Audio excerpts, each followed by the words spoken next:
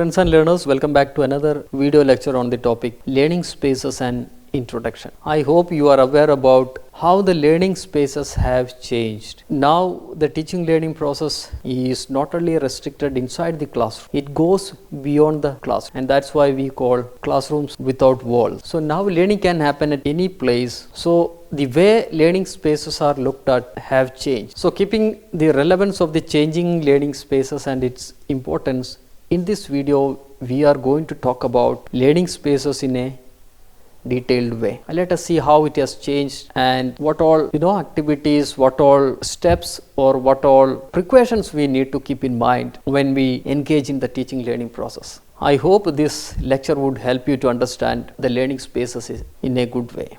So if you see a simple definition, we can say that learning spaces are nothing but they are dedicated places. It can be real or virtual, where learners engage in learning for knowledge construction. Or we can also say, again, this is going to be a simple explanation, a place where the teaching and learning occur. So friends, it is not something a big or elaborate definition, very simple, a place where the teaching and learning takes place or occur.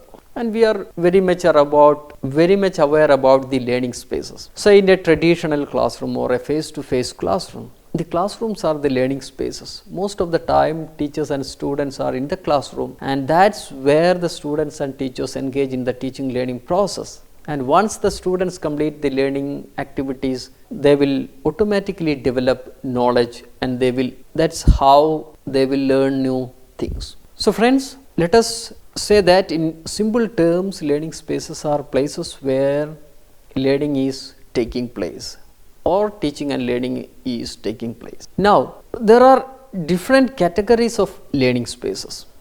The one common learning space which we are aware about is the classrooms. As I said, where teachers and students engage in the classrooms. And this is common in school education and higher education. In both school and higher education, we used to see the classrooms.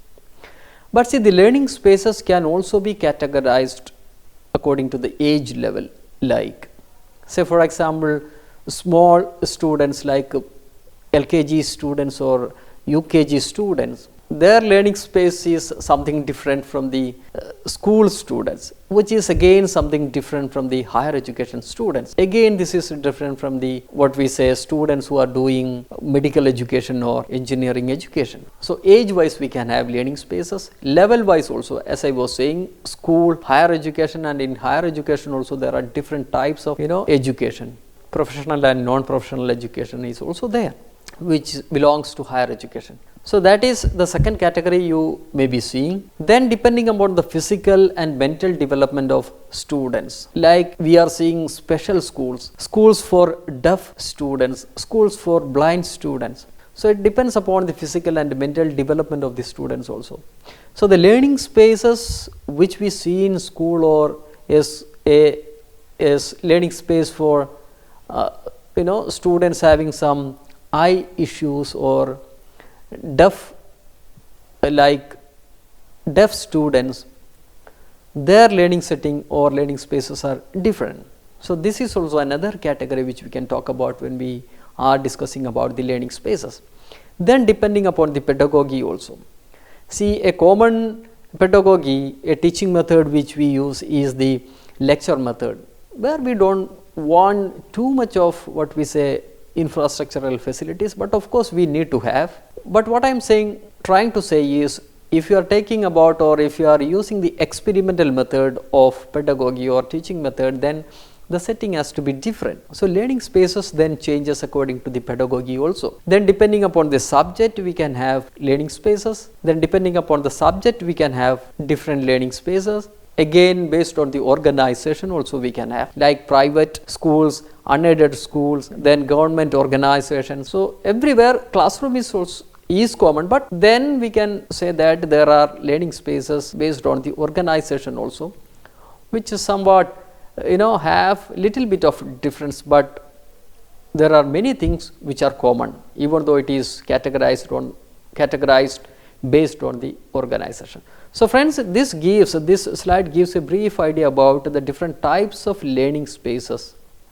I hope you have understood the concept or the categories of learning spaces which are based on age, level, pedagogy, subject matter, organization, etc.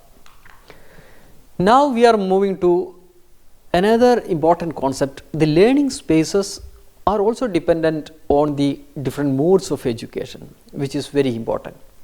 So when we talk about the different modes of education, we can say face-to-face is one of the major modes of education. The second is the distance education. The third, the online mode of education, and the fourth is blended mode of education. So the learning spaces that we see in face-to-face, distance, online and blended mode, they are different, but you can see many things common in all these modes of education. So let us now see how the learning spaces are in different modes of education. So for example, learning space in a face-to-face atmosphere or face-to-face classroom. We also call it like a traditional classroom or conventional classroom. And what is that? The simple classrooms that we see across the country, irrespective of the mode of education, irrespective of this, like level of education, irrespective of the level of education, school education or higher education. So what are the learning spaces there? Classroom is one of the major learning spaces, and this is where teachers come, teach and goes, and students engage in different learning activities. So classroom, apart from classroom, they sometimes take the students to different, outside the classroom also, the environment. So it can be anywhere, nature, it can be any other place out of the classroom. The other learning space may be the library, which you will see, which we are seeing in the schools and higher education institution. It can be, out of the educational institution also. Then laboratory is another learning space. Then the home where the students live, it can also be considered a learning space because many activities they complete at their home. So that is also another learning space. Then friends, the next one, the online and offline learning spaces. And this is one point which I would like to focus, because we are talking about how technology can be integrated in the teaching learning process. So even though it is face-to-face classroom where major activities takes place in the classroom, but with the emergence of technologies, many technologies are also used to educate, or many technologies are also used for the teaching learning purposes. So now the learning space is not only limited to the classroom. Many things they learn what we say virtually. So a concept of virtual classroom also. The normal classroom is there. In contradictory, we have the virtual classrooms also. We will talk about virtual classroom more in the next slide. So friends, classroom the major one, then environment, library, laboratory, home, other online and offline spaces. So there is no boundary to that way when we talk about online and offline spaces. It can be with the help of internet, it may be without the internet help, offline. So friends, these are some of the learning spaces which are there in the face-to-face atmosphere or face-to-face mode of education. Now coming to the second, distance education, where we will find absence of physical presence of both teacher and students. They will be at some distance, they are separated by distance. So classroom is also there, but even though they are separated, but many or some of the activities, even though it is distance education, some of the activities the students need to go to the classroom and they have to engage in the activities, teaching learning process. So even though it is not in a big way, classrooms are also a part of learning spaces in the distance education. Then there is no boundary where the learning spaces are located. It can be when the learner gets a time at their office, they may study. So office is a learning space. Travel, when they travel, they study. When they are at their home, they study. This can be also online.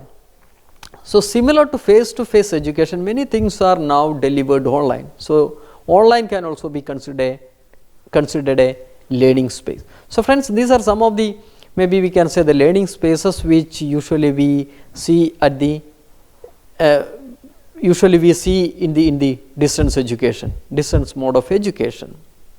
Now the next is online, the third category.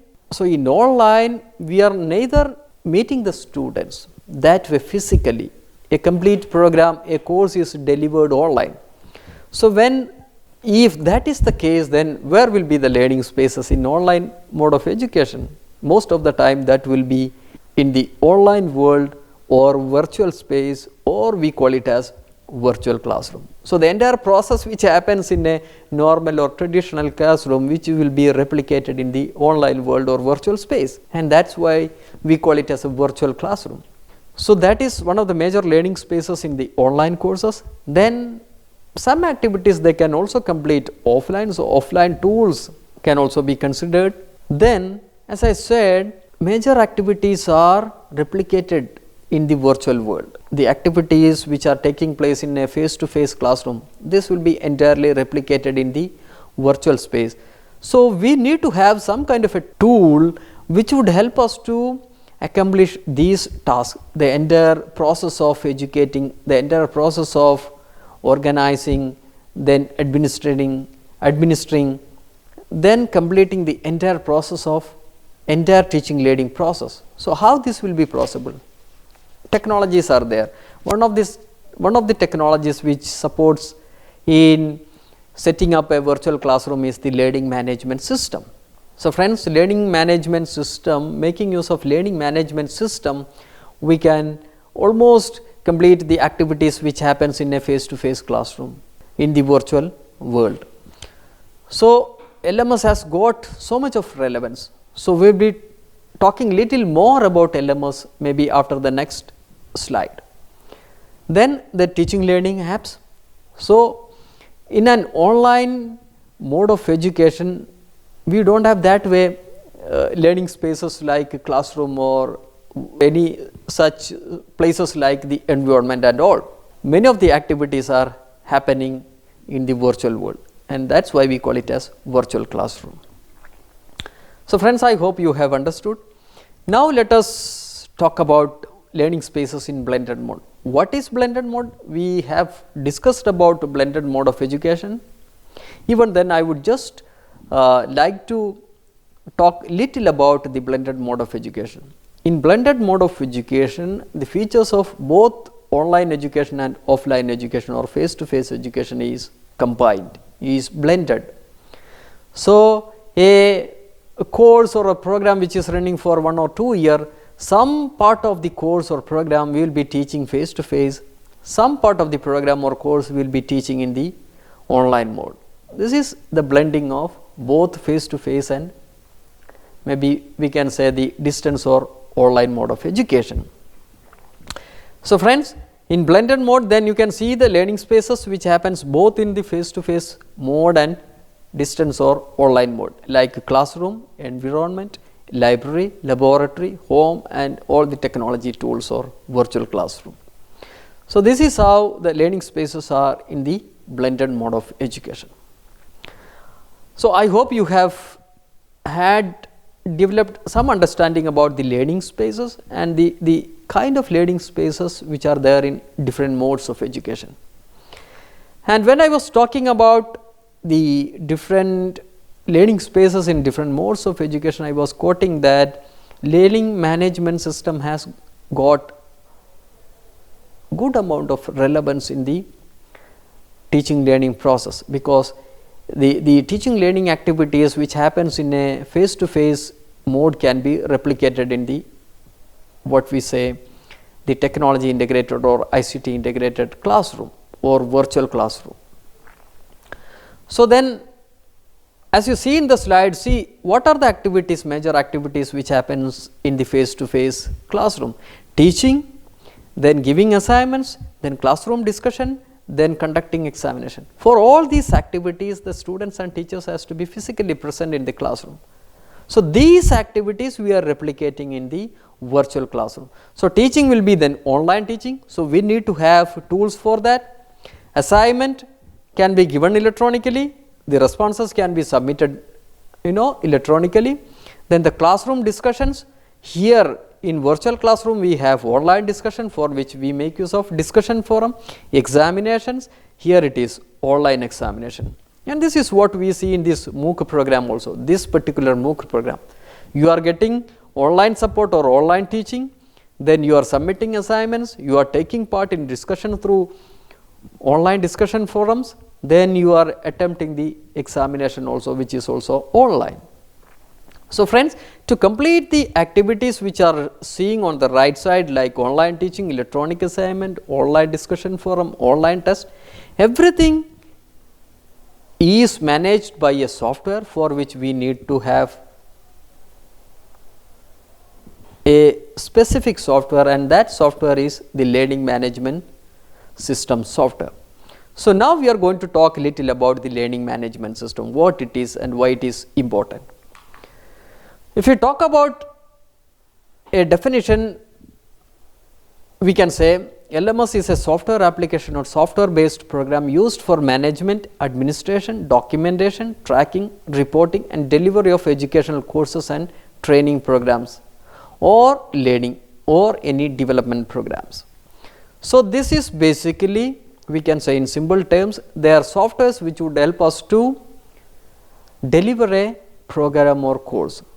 When we are delivering a program or course, it has to be managed, it has to be administered, this has to be documented, we need to take the tracking, we need to track the students' progress. So all those has to be accomplished.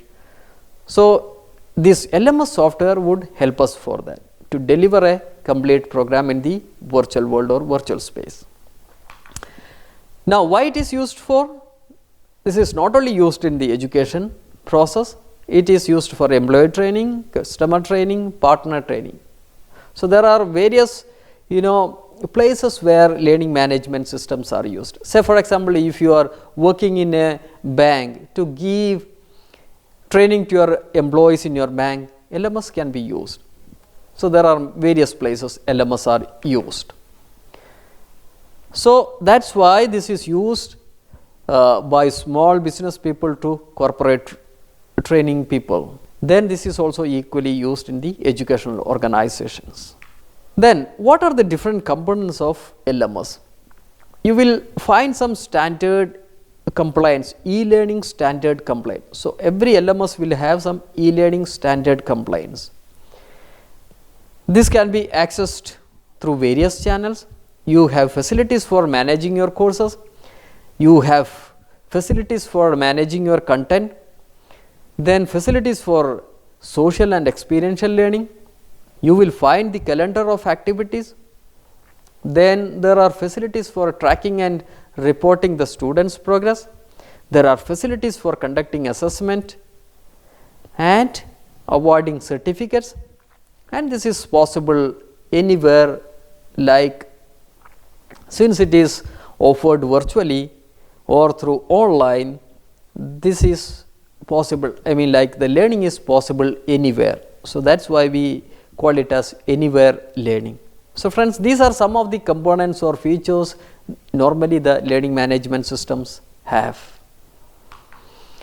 Now coming to the types of LMS, there are majorly three types. One, the proprietary LMS, then open source LMS and the cloud based LMS. You are seeing on the slide some of the examples, like in proprietary Blackboard you can consider. If it is an open source, Moodle is one of the open source. We have Google Classroom also. If it is cloud based LMS, then Amazon Web Services you can use. So these are some of the types of LMS. So I would say majorly they fall under three categories. One, the paid, the other is open source, and the third is cloud based. Now friends, how it works, in the coming maybe videos you will be seeing how actually the learning management system will work. But for the time being, I would show in an LMS, if you are a teacher, you will be developing the courses, you will enroll your students learn and complete the program. So this is in brief how it works.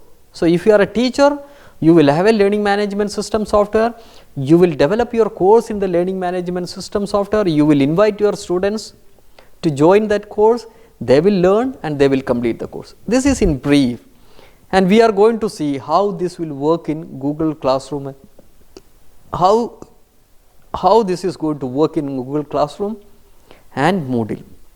We will have separate kind of sessions for Google Classroom and Moodle. I will be demonstrating how the Google Classroom and Moodle can be used as an LMS platform for offering your programs or courses.